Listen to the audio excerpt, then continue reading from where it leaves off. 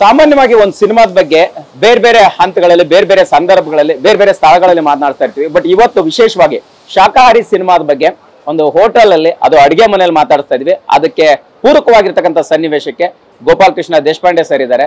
So ಅವ್ರನ್ನೇ ಮಾತಾಡ್ಸೋಣ. Sir, ಸಹಜವಾಗಿ ಅಂದ್ರೆ ಸಿನಿಮಾ ಸಂದರ್ಶನಗಳನ್ನ ಬೇರೆ ಬೇರೆ ಸಂದರ್ಭದಲ್ಲಿ ಮಾಡ್ತೀವಿ. ನೀವು ಅಡಿಗೆ ಮನೇಲಿ ಇದ್ದೀರಿ, ಆದ್ರೂ ಹುಡ್ಕೊಂಡ್ ಬಂದಿದ್ದೀವಿ.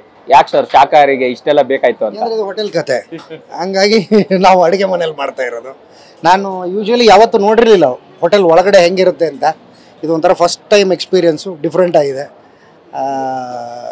ಶಾಕಾಹಾರಿ ಮುಖ್ಯ ಪಾತ್ರ ಸುಬ್ಬಣ್ಣ ಭಟ್ಟ, ಅದನ್ನು ರಘು ಸರ್ ನಿರ್ವಹಿಸ್ತಾ ಇದ್ದಾರೆ. ಅವನದೊಂದು ಹೋಟೆಲ್ ಇರುತ್ತೆ. ಸೊ ಹಾಗಾಗಿ ಇವತ್ತು ಹೋಟೆಲಲ್ಲಿ ನಾವು ಇಂಟರ್ವ್ಯೂ ಮಾಡ್ತಾ ಇದ್ದೀವಿ. ಸರ್, ಈಗ ನಾವು ಸಾಕಷ್ಟು ಸಂದರ್ಭದಲ್ಲಿ ಸಿನಿಮಾದವರ ಜರ್ನಿಗಳನ್ನ ಕೇಳುವಾಗ ಹೇಳ್ತಾ ಇರ್ತೀವಿ. ಒಂದು ಸಂದರ್ಭಕ್ಕೆ ಊಟಕ್ಕೂ ಓಡಾಡ್ತಾ ಇದ್ವಿ, ಹೋಟೆಲ್ಗೆ ಹೋಗ್ತಾ ಇದ್ವಿ, ಅದನ್ನ ತಿನ್ಬೇಕು ಅನಿಸ್ತಿತ್ತು, ತಿನ್ನಕ್ಕಾಗಿರ್ಲಿಲ್ಲ ಅಂತ. ಈ ತರದ ಬೈಕ್ಗಳು ನಿಮ್ಮ ಲೈಫಿನ ಜರ್ನಿಲಿ ಹೇಗಾದ್ರೂ ನೆನಪಾಗುತ್ತಾ, ಹೇಗಿತ್ತು ಅಂತ? ಇಲ್ಲ ಸರ್, ಆ ಥರದ್ದೇನಿಲ್ಲ ನನಗೆ. ಅಂದರೆ ನನ್ನ ಹತ್ರ ದುಡ್ಡು ಇರಲಾರ್ದಾಗ್ಲೂ ನನಗೆ ಒಳ್ಳೊಳ್ಳೆ ಗೆಳೆಯರಿದ್ರು. ಅವರು ಒಳ್ಳೊಳ್ಳೆ ಊಟ ಕೊಡಿಸೋರು ನನಗೆ, ಒಳ್ಳೊಳ್ಳೆ ನನಗೇನು ಬೇಕೋ ಅದನ್ನೆಲ್ಲ ಕೊಡಿಸೋರು. ಹಾಗಾಗಿ ನನಗೆ ಹಿಂಗೆ ಆಸೆ ಪಟ್ಟಿದ್ದು ಆಗಲಿಲ್ಲ ಅನ್ನೋ ಥರದ್ದು ಏನೂ ಆಗಿಲ್ಲ. ನನಗೆ ಒಳ್ಳೆ ಗೆಳೆಯರು ಇದ್ದಿದ್ದರಿಂದ ನನಗೆ ಏನೇನು ಆಸೆ ಪಟ್ಟಿದ್ದೀನೋ ಎಲ್ಲ ಆಗಿದೆ ಅದು. ಸರ್, ಈಗ ಅಡಿಗೆ ಭಟ್ರ ಜೊತೆಗೆ ನಿಮ್ದು ಒಂದು ಸ್ಪೆಷಲ್ ಪಾತ್ರ. ಸಹಜವಾಗಿ ನಿಮ್ಮನ್ನ ಪೊಲೀಸ್ ಆಫೀಸರ್ ಪಾತ್ರದಲ್ಲೇ ತುಂಬಾ ಜನ ನೋಡಿರೋದು ಜಾಸ್ತಿ. ಸೊ ಇದರಲ್ಲಿ ಶಾಕಾರಲ್ಲಿ ಎಷ್ಟು ಡಿಫ್ರೆಂಟ್ ಆಗಿರುವಂತಹ ಪಾತ್ರ, ಏನ್ ಹೇಳಕ್ ಹೊರಟಿದೆ ಪಾತ್ರ ಅನ್ನೋದು?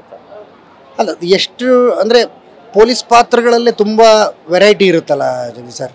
ಅಂದರೆ ಈಗ ಒಬ್ಬ ಪೊಲೀಸ್ ಅಪ್ಪ ಆಗಿರ್ತಾನೆ, ಒಬ್ಬ ಪೊಲೀಸ್ ಅಣ್ಣ ಆಗಿರ್ತಾನೆ, ತಮ್ಮ ಆಗಿರ್ತಾನೆ, ಪೊಲೀಸ್ಗೊಂದು ಫ್ಯಾಮಿಲಿ ಇರುತ್ತೆ.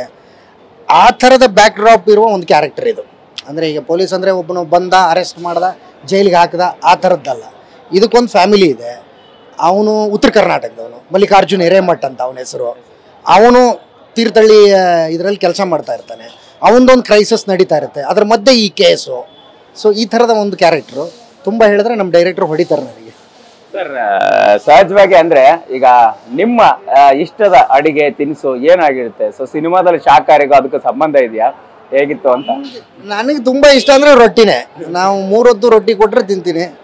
ಉತ್ತರ ಕರ್ನಾಟಕದವ್ರಿಗೆ ಇನ್ನೇನಿರಬೇಕು, ರೊಟ್ಟಿ ಕೊಟ್ಟರೆ ತಿಂತಾ ಇರ್ತೀವಿ. ಅದು ಬಿಟ್ಟರೆ ಉಪ್ಪಿಟ್ಟು, 3 ಹೊತ್ತು ಉಪ್ಪಿಟ್ಟು ಕೊಟ್ಟರೆ 3 ಹೊತ್ತು ಉಪ್ಪಿಟ್ಟು ತಿಂತೀನಿ ನಾನು.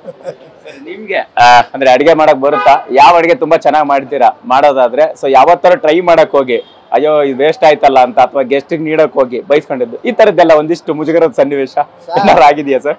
ಇಲ್ಲ, ಮುಜುಗರ ಸನ್ನಿವೇಶ ಆಗಿಲ್ಲ. ಯಾಕೆಂದ್ರೆ ನಾನು ತುಂಬ ಚೆನ್ನಾಗಿ ಅಡುಗೆ ಮಾಡ್ತೀನಿ. ರೊಟ್ಟಿ ಚಪಾತಿ 2 ಬಿಟ್ಟು ನಾನು ಅಡುಗೆ ಸಖತ ಮಾಡ್ತೀನಿ.